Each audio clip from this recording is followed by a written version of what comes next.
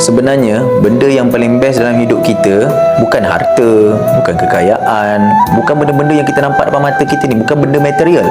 Tapi selagi mana mak dan ayah masih lagi ada depan mata kita, kita boleh tengok mak ayah kita boleh jumpa mak ayah kita boleh sentuh tangan mereka, itulah perkara paling indah dalam hidup kita. Jadi saya nak tinggalkan amalan apa kita boleh buat selagi mana mak dan ayah masih hidup. Yang pertama, selalukan doa untuk mak dan ayah. Baca doa, Allahumma ghfir li zunubi wali walidayya warhamhuma kama rabbayana shighara.